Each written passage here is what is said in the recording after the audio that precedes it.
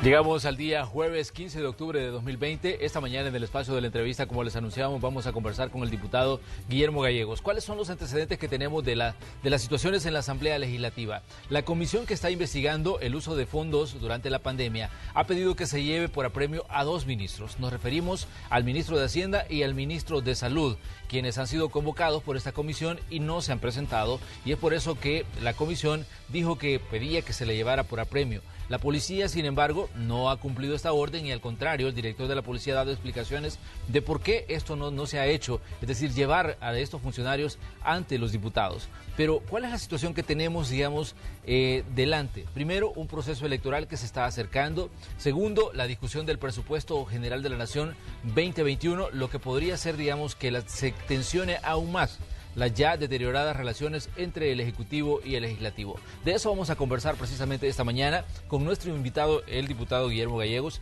Guillermo, buenos días, un gusto que nos acompañe. Bienvenido a Hechos AM. Buenos días, Manuel, es un gusto poder compartir con ustedes y pues con los amigos televidentes y comentar un poco pues sobre la realidad que estamos viviendo en nuestro país. Guillermo, ¿cómo interpretan ustedes en Ghana la situación que se ha dado con el ministro de Hacienda y con el ministro de Salud? Se está pidiendo que se les llevara por apremio. De hecho, ayer, mientras el ministro de Salud estaba en la zona de Chalchuapa, en la asamblea pues se discutía de por qué no había sido llevado por apremio, considerando que la comisión lo estaba esperando. Ya son dos funcionarios a los que han pedido que se lleve, digamos en este caso, por no comparecer ante las citas que le ha hecho la comisión que estudia digamos, el uso de los fondos durante la pandemia. Mira, Manuel, como yo lo he llamado y un poco parafraseando lo que decía Milena Mayorga en la asamblea, lo que hay es un pacto de corruptos entre Arena, el FMLN y la democracia cristiana. Resulta que ellos tienen diseñado un plan que alguien está dirigiendo. Yo creo que ese alguien es Javier Simán. De hecho, anda con Margarita Escobar fuera del país en este momento en algunas actividades políticas allá en los Estados Unidos. Entonces, parte de esa estrategia es estar construyendo este tipo de comisiones especiales. Parte de esa estrategia es estar llevando o convocando a los ministros. Entonces, lo que sucede es que te convocan un ministro, le piden la información que están solicitando, él se las da y preguntan y nunca van a terminar de responderle lo que ellos quieren oír, porque realmente lo que quieren es estar exhibiendo o linchando públicamente al funcionario. Y lo podemos ver los 6 días que pasamos en la asamblea para la pandemia, fue una sin terminar prácticamente. Hoy lo han hecho en comisiones. Entonces, los ministros para mí pues tienen razón realmente de no ir, de no llegar. Están utilizando la figura del apremio que para mí no debería de proceder porque es incómodo realmente lo que sucede. Y parte de esta estrategia que tienen es denunciar constante y reiteradamente, sin pruebas alguna, que los funcionarios están cometiendo corrupción, que son pocos transparentes con los números, también se inventan cifras que solamente ellos conocen o ellos han diseñado en el guión que tienen. Entonces tú oyes, por acá habla Rodolfo Parker, inmediatamente replica a alguien de Arena y segundo otro del FMLN. Es una cosa coordinada entre los tres, que como te vuelvo a decir, está dirigida por alguien que ha logrado unir a estos tres partidos políticos. Entonces es bien difícil de esta manera. Yo creo que los funcionarios que son invitados pueden llegar preparados, ellos no tienen nada que esconder. En todo caso, si se les señala de alguna situación anómala o irregular con el manejo de los fondos, es la Fiscalía o la Corte de Cuentas la que tiene que dar esos informes al final. No son los diputados, no son las comisiones especiales que han inventado o que han creado, que son como 5 o 6, las que van a determinar si un funcionario cometió irregularidades. Entonces yo creo que parte de este diseño es ese desgaste a través de las comisiones dentro de la Asamblea, aprovechando, perdón Manuel, que ellos tienen una gran mayoría dentro de las comisiones. Y tú ves, por ejemplo, en el caso en el que yo estoy en 2 comisiones, hablan 4 o 5 de ellos, y el único que pues tiene una voz diferente contra ellos, en mi caso, es mi persona. Y así otros diputados de Gana en las diferentes comisiones. La gente del PCN prácticamente son muy pocos, la verdad, los que están apoyando el esfuerzo del presidente Bukele. La gran mayoría de ellos yo no los veo que estén en este esfuerzo. Entonces prácticamente 10 diputados de Gana estamos luchando contra aproximadamente unos 72, 73 diputados, entre ellos pues estos grupos de Arena, el FMLN y la Democracia Cristiana, que es importante separar ahí al diputado Reinaldo Carballo, que él pues creo que está en otra sintonía diferente a Rodolfo Parker. Pero hay un punto importante, diputado Gallegos, cuando usted menciona en este caso a Javier Simán, ¿cuáles son los intereses que llevarían a Javier Simán, que es el presidente de la Asociación Nacional de la Empresa Privada actualmente, a, digamos, a orquestar esto, como usted lo llama, en la Asamblea Legislativa? Bueno, mira, es que es bien evidente la intromisión que tiene Javier Simán en algunos diputados de Arena. Yo recuerdo que cuando Luis Cardenal estaba todavía de presidente de la empresa privada, de la NET, había un diálogo con el gobierno, incluso habían conferencias conjuntas antes de la pandemia. Todo está que Javier llegara a la NET y prácticamente el diálogo se volvió, pues ya no un diálogo, sino que se volvió algo en contra del gobierno, la dirección que agarró la empresa privada. Pero hay intereses ahí de carácter empresarial. A eso voy. Entonces, ¿cuál es el interés de él? Pues prácticamente él sueña todos los días con ser presidente de este país. Y él tiene influencia muy grande en algunos diputados de Arena, en muchos de ellos. Prácticamente Javier Simán, a escondidas o tras bambalinas, se ha tomado Arena. Él es el que dirige el partido. Muchos de ellos van a recibir línea partidaria o política donde él, y no donde Eric, que prácticamente es un adorno dentro de Arena. Entonces, él es el que está moviendo estos hilos en 2 direcciones. Primero, el señalamiento público hacia el gobierno con el desgaste de que hay corrupción, la cual hasta este momento no hay hechos evidentes que lo demuestren y que se hayan comprobado. Y lo segundo, que es también grave, el asfixiamiento económico al gobierno, teniendo mucho dinero dentro de la disponibilidad que pueda aprobar la Asamblea, ya no han querido aprobar ni un 5, haciendo creer que todo lo que se ha entrado, todo lo que hay o que se ha hecho con el dinero que se ha aprobado ha sido para actos de corrupción, lo cual es totalmente falso. Y a las pruebas hay que remitirse. El país, nuestro país, gracias a las acciones que el presidente Bukele, su gobierno, y toda la implementación que se hizo de los fondos que se fueron aprobados y trayendo también fondos del presupuesto, hoy en día está gozando de una estabilidad mundial, pudiéramos decirlo, a nivel de la pandemia. Nuestro país, si tú ves, lo hemos logrado controlar, pero eso es en primer lugar gracias a Dios. En segundo lugar, por las decisiones que se han tomado por parte del presidente. Y en tercer lugar, porque la gente ha creado conciencia de que el virus era peligroso y que era bastante grave para la población. Ahora, hay un poco de descuido en este momento. Tuviste en un estadio de fútbol mucha gente ahí pues violando las medidas de bioseguridad. Entonces, todo este plan que ellos tienen diseñado lleva estos 2 ejes, los cuales pues están en plena coordinación entre Rodolfo Parker, Arena y el FMLN.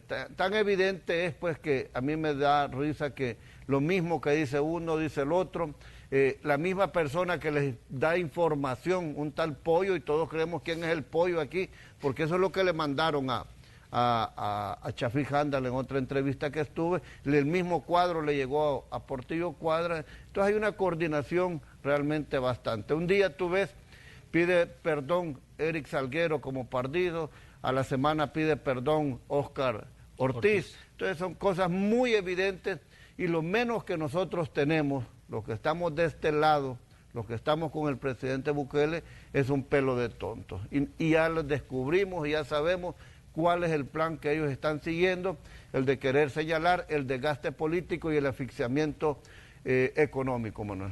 Ahora bien, hay un punto importante, diputado Gallegos. Ayer yo conversaba precisamente con Chafik Handal y también con Julio Fabián de Arena y hablábamos sobre esta situación de las peticiones de que se lleve a funcionarios por apremio. Y ellos hacían una dura crítica, en este caso, al director de la Policía Nacional Civil. Decían, al no cumplir lo que por ley tendría que haber hecho, era de llevar a los funcionarios. Y decían que él daba explicaciones y Chafik Handal decía, al director de la Policía Nacional Civil no se le pide que interprete las leyes, se le pide que las aplique. ¿Cómo queda en este caso, digamos, la dirección de la policía cuando no cumple, en este caso, una orden que emana de un órgano de Estado como es la Asamblea Legislativa para que se lleve a funcionarios ante una comisión especial?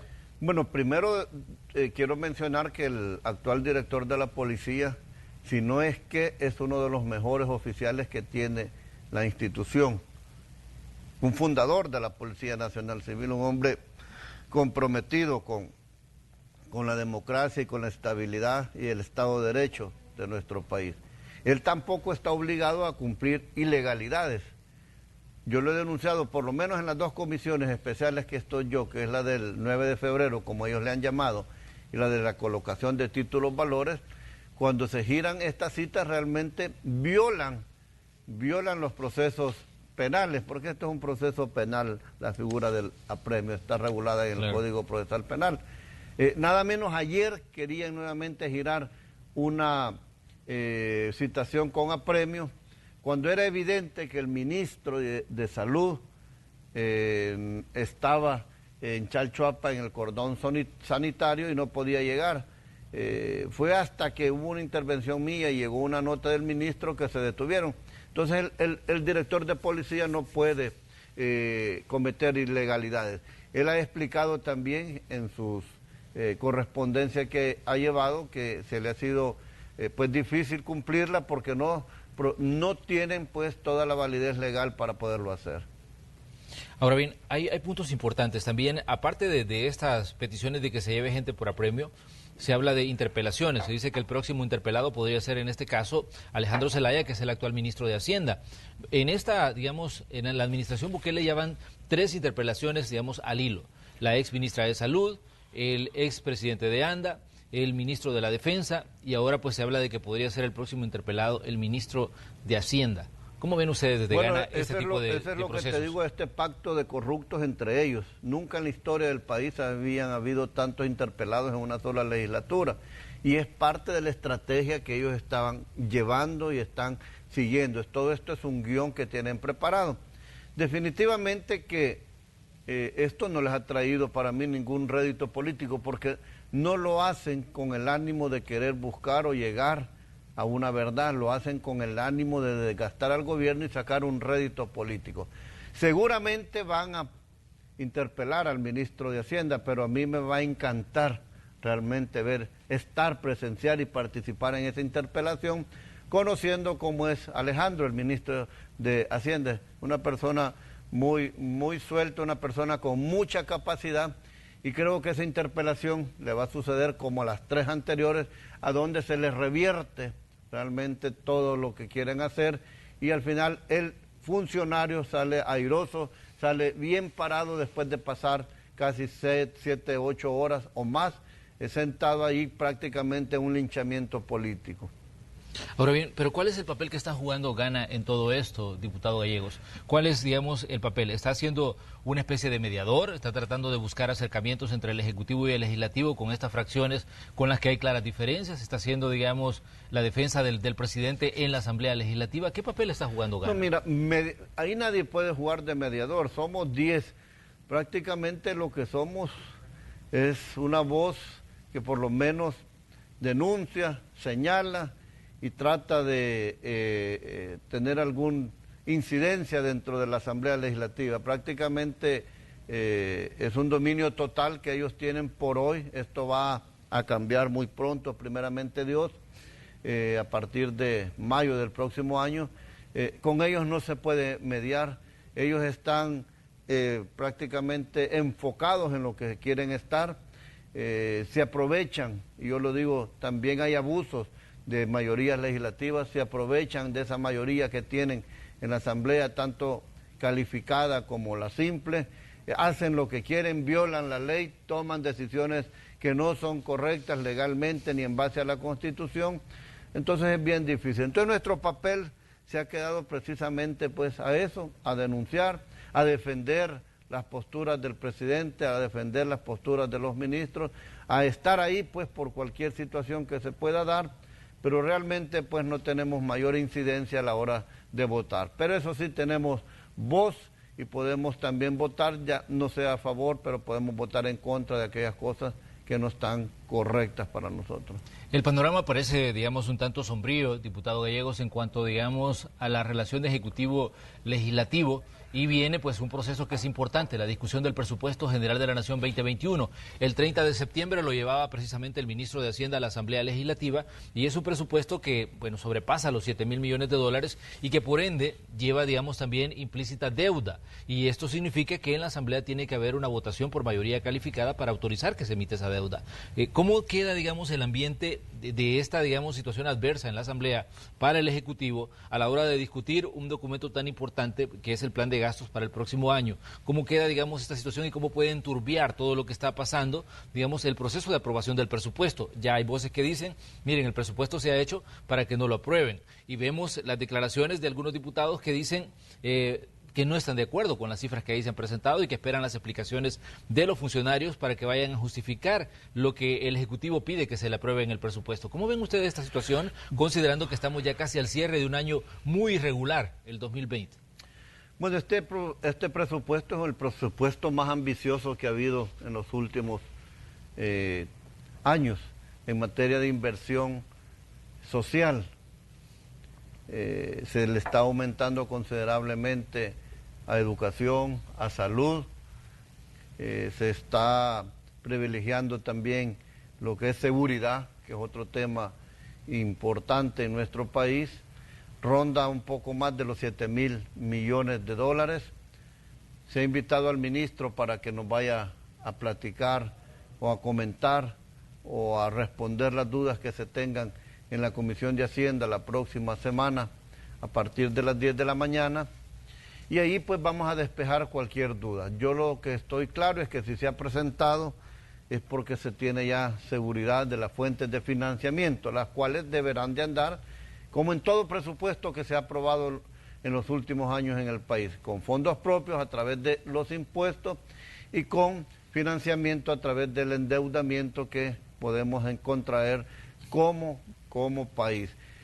Yo te puedo hablar muchas cosas buenas del presupuesto. Por ejemplo, estaban criticando que se incrementa el número de plazas en el gobierno. Pues se va a incrementar porque se están contratando, por ejemplo, a todos estos médicos, que son casi 300, que han estado con trabajo temporal durante la pandemia. A ellos se les va a abrir un espacio. Es decir, si hay aumentos de personal en el presupuesto de contratación de personas, no es clientelismo político, son personas que se han dedicado a la pandemia. Hay un aumento para la Policía Nacional Civil, el cumplimiento total para el Ministerio de Educación del escalafón, es decir, deudas que se han venido teniendo con estos sectores tan importantes en el país, el presidente ha querido cumplirlo. Entonces yo creo que va a ser un reto realmente poderlo aprobar. Si no lo aprueba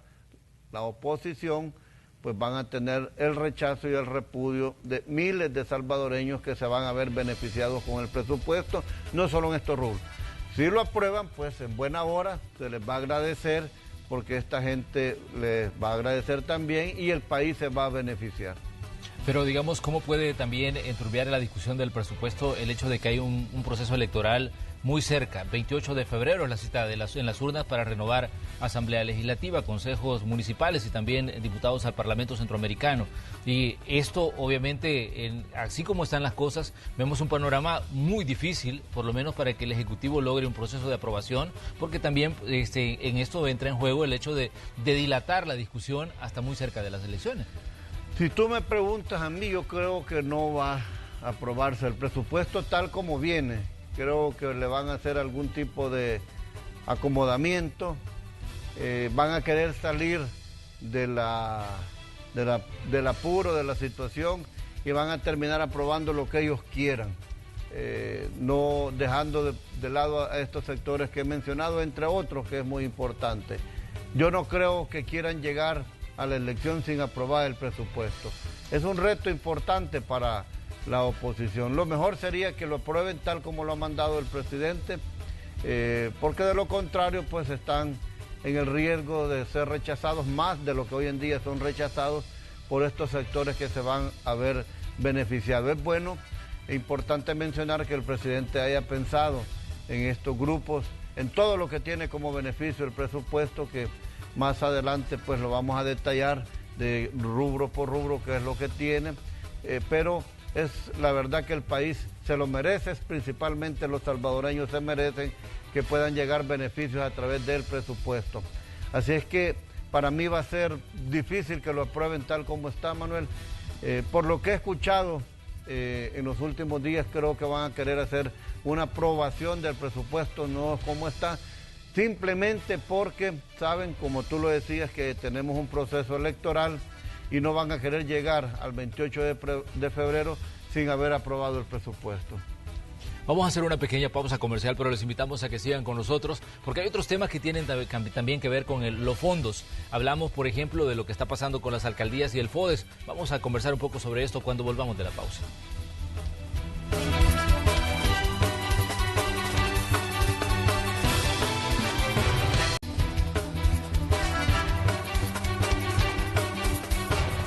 Mañana de día jueves, aquí del espacio de la entrevista de Hechos AM, conversamos hoy con el vicepresidente de la Asamblea Legislativa, el diputado Guillermo Gallegos. Estamos hablando de la relación ejecutivo-legislativo, las diferencias que existen en cuanto al tema fondos.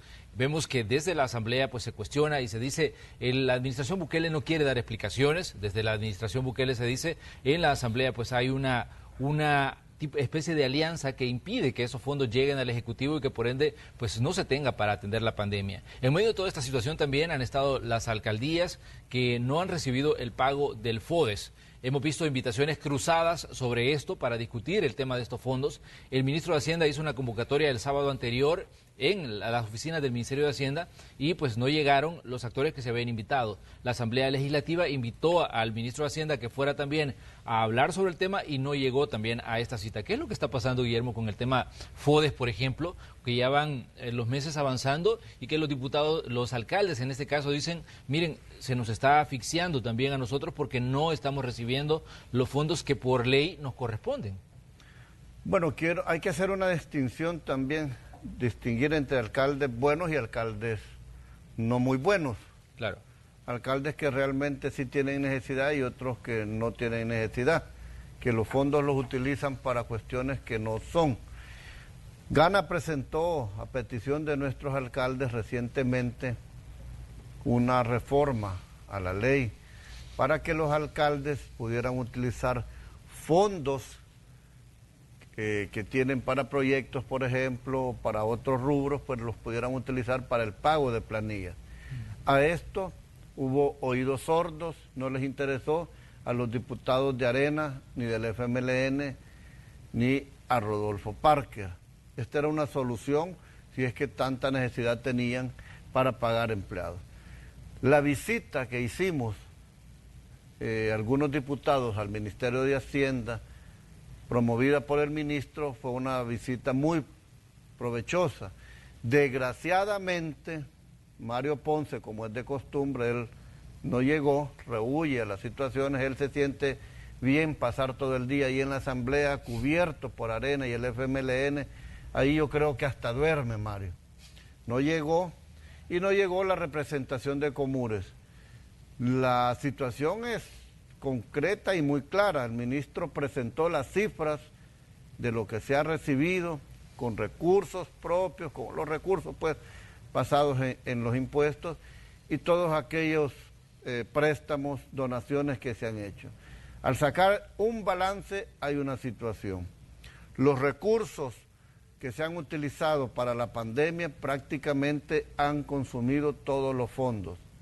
Y como vuelvo a decir, Las pruebas son las que hablan y hoy nuestro país goza de una estabilidad a nivel mundial y somos ejemplo a nivel mundial de cómo se enfrentó la pandemia.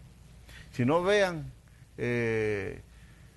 aquí nomás, la Suiza centroamericana, como dicen llamarse, Costa Rica, y ahí hay graves disturbios también, y ahí nos dicen que hay dictador, que es otro de los guiones que ellos siguen. Costa Rica está complicado con el COVID. España, Italia, Francia ayer tuvo que cerrar como 8 ciudades, incluyendo París. En España quieren cerrar nuevamente Madrid. Entonces los fondos se utilizaron y de buena manera en esta pandemia. No hay disponibilidad de recursos para pagarle a los señores alcaldes el FODES. Esto no quiere decir que no hayan estado recibiendo dinero, porque de todos los préstamos, casi todos, porque había unos poquitos que no, de cantidades pues pocas, no les ha ido el 30%. 30% que fue un diseño del pacto de corruptos entre Arena y el FMLN. Yo lo he denunciado también.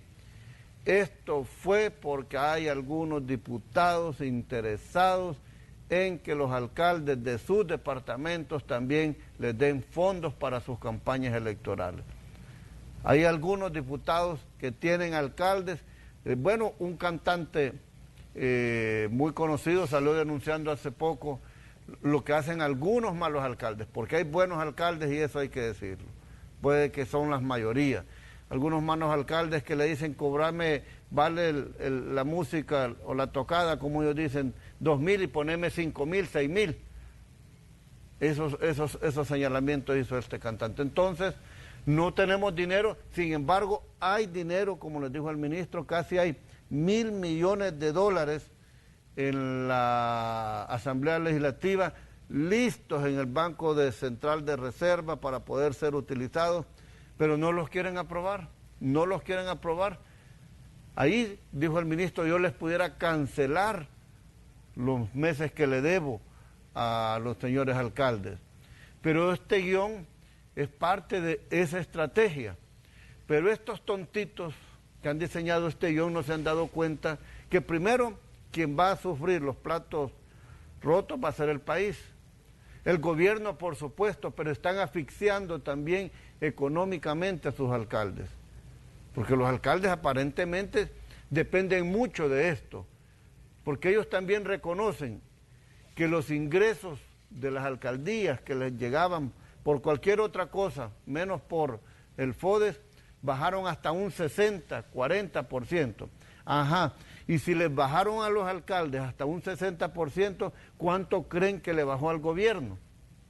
Tan es así que el ministro decía que a la fecha del día sábado casi 720 millones de dólares se habían dejado de percibir.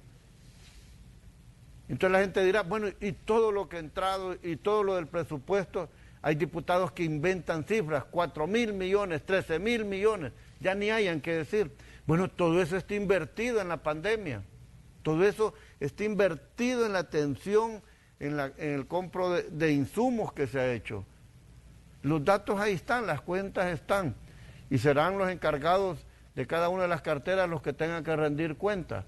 Pero si es que se ha gastado en eso, Manuel y amigos televidentes, y como vuelvo a decir, las pruebas son las que hablan de cómo el país enfrentó esta situación tan difícil. No podemos ser mente tan cortaplazo que ya se nos olvidó lo que hemos vivido hace 2, 3 meses. Hoy, gracias a Dios, tenemos un poco más de preocupación con respecto al COVID. Sin embargo, sigue muriendo gente. Ayer o antier han muerto 3 personas. Yo tengo personas amigas, gente conocida, que recientemente se ha contagiado el COVID.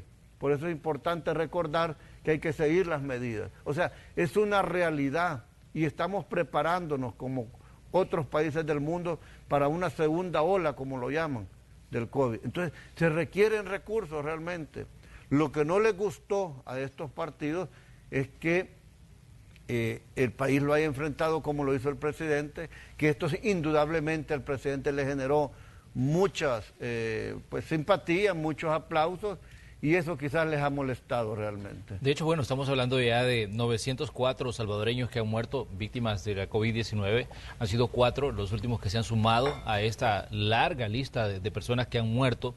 Y vemos pues una situación en la que incluso hay advertencia de un rebrote que está afectando sobre todo a Occidente. Ya vimos lo que pasó en Oriente también, en zonas como Gotera, Corinto. Vimos también lo que pasó en Santa Rosa de Lima, donde pues se montaron los cercos sanitarios. Ahora es Chalchuapa, en Santa Ana, donde está este cerco. Pero Guillermo, un punto importante, ¿qué tanto, digamos, puede incidir la pandemia en un proceso electoral? Porque definitivamente estamos en una discusión en la que, digamos, no se ve una salida por lo menos a nivel político.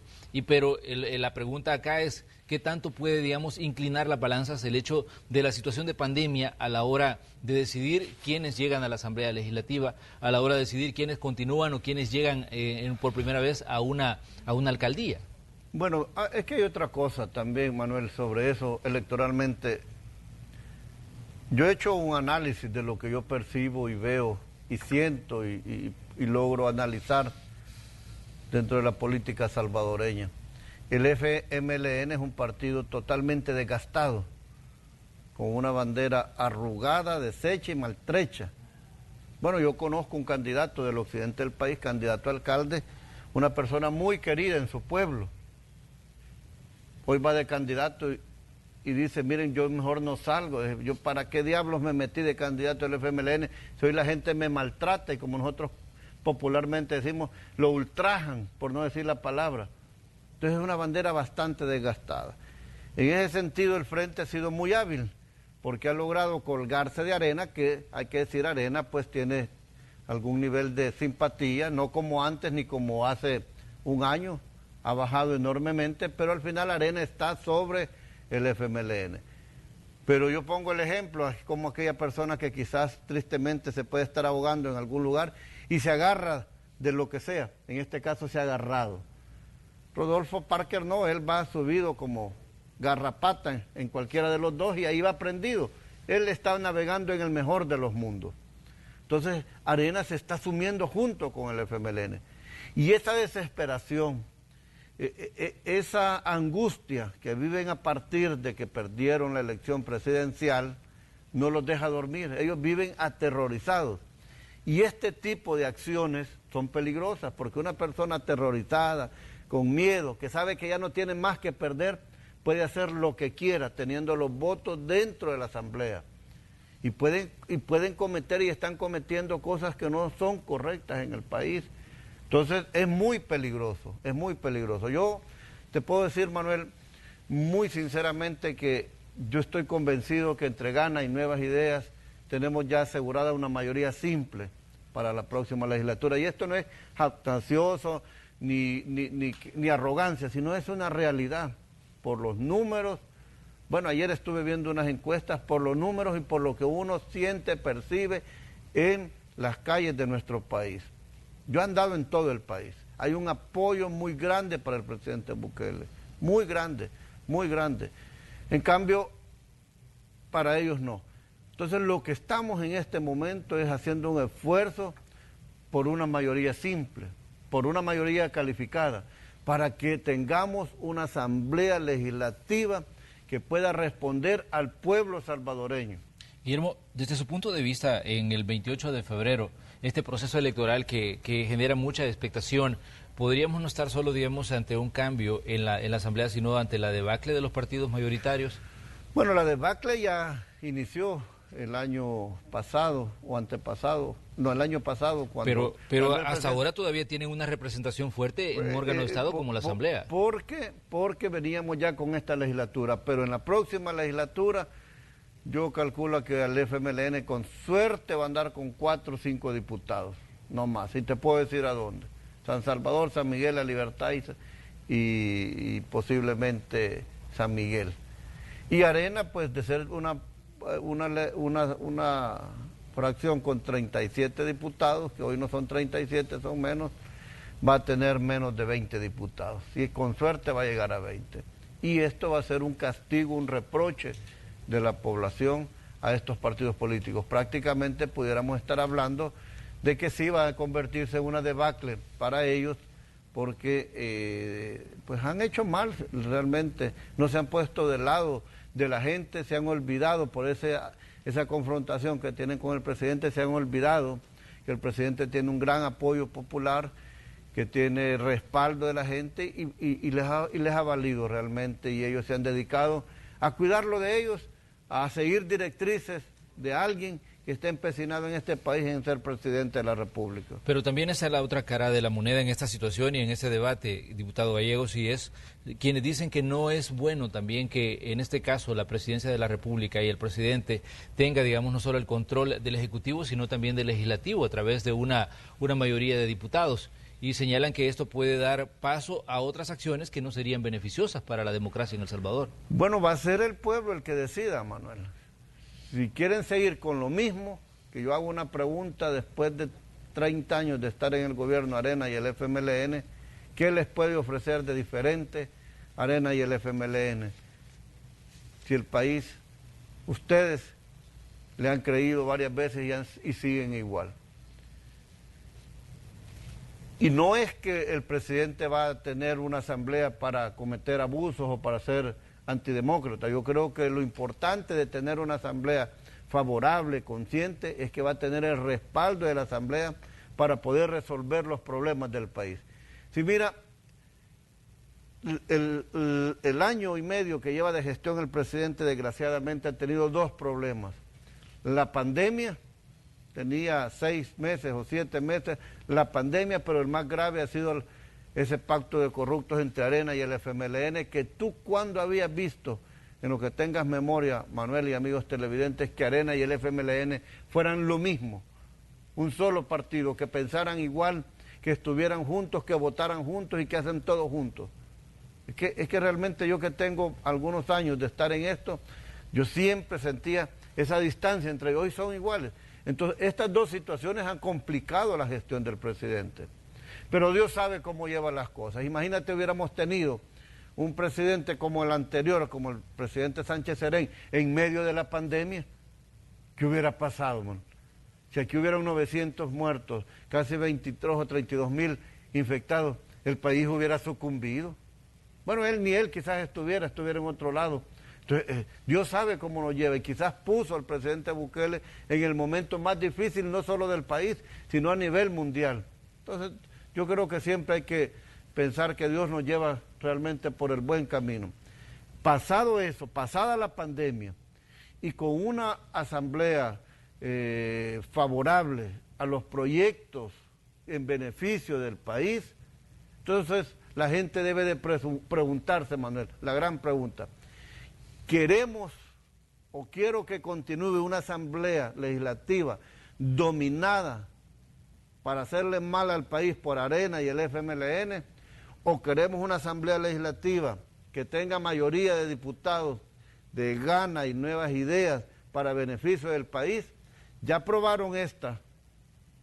Yo les puedo decir con toda seriedad y con todo respeto, jamás nosotros nos vamos a prestar para hacer cosas en contra de la población o cosas que no estén dentro de la Constitución. Y el presidente ha sido muy respetuoso. Lo que pasa es que él es una persona, a diferencia de otros, que él dice lo que siente, quizás en algo nos parecemos o decimos lo que pensamos y somos un poco pues expresivos en eso.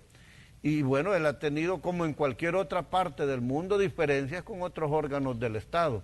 Y al final pues él ha dicho, bueno, vamos a terminar cumpliendo, pero da a conocer su punto de vista. Pero digamos, ¿qué implica tener un control legislativo o tener, digamos, fracciones favorables en la Asamblea Legislativa? Primero, aprobación de deuda, elecciones de segundo grado, reformas legales. Todo esto se abre también, Guillermo, en el sentido de tener, digamos, un órgano legislativo que, digamos, que tal vez que tenga, digamos, una afinidad con este caso, con quien controla el Ejecutivo. Bueno, eso va a depender de la población. Eso no es que nosotros digamos, miren, pues, vamos a formar tantos diputados. Si el pueblo, si El Salvador quiere un cambio, una transformación, si quiere afuera Arena y al FMLN de la Asamblea y quiere adentro de la Asamblea a gana y a nuevas ideas, el pueblo es el que va a decidir. Ellos van a tomar la decisión, son los que tienen la última palabra, ven cómo estamos hoy en día prácticamente y la gente va a hacer un análisis. Lo que yo te puedo decir, Manuel, como te que te vuelvo a comentar, yo que ando para arriba y para abajo, hay una gran aceptación y un gran apoyo para el presidente Bukele. Y creo que en esa aceptación y en ese apoyo al presidente Bukele, nosotros como Gana y Nuevas Ideas vamos a tener pues la bendición de los salvadoreños que van a votar en gran mayoría por nuestros partidos. Bueno, bien, ¿cómo está el proceso Pero perdón, entonces, contestando tu pregunta, Manuel, va a ser el salvadoreño o salvadoreña el que va a terminar definiendo qué tipo de asamblea es la que quiere.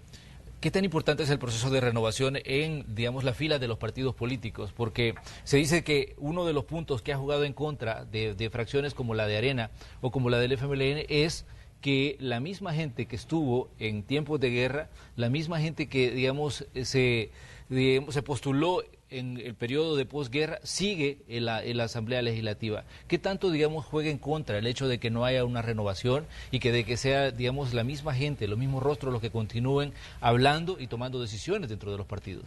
Bueno, esto ha cambiado.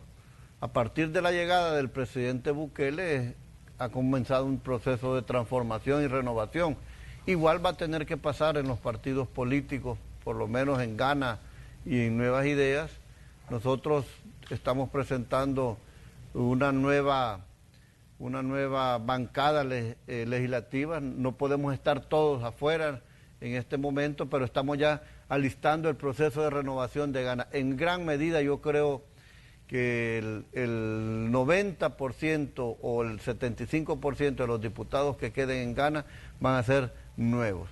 Nuevas Ideas, por ejemplo, va a ir totalmente nuevo, pues, porque es por primera vez que entran, pero yo creo que llevan gente con mucha experiencia, con mucha capacidad, mucha juventud. La verdad es que va a haber una renovación, yo diría, a nivel general de la Asamblea Legislativa, en términos de los 84 diputados, por lo menos de un 85%. Pero, ¿cómo analizaríamos esto en las fracciones de Arena y el FMLN? El hecho de que, digamos, gente que vimos negociando incluso los acuerdos de paz está en la Asamblea Legislativa. Gente que surgió durante el periodo, por ejemplo, de Roberto Dawson en Arena, está todavía, digamos, tomando decisiones en la Asamblea Legislativa o en Arena. ¿Cómo digamos, ha jugado esto en contra?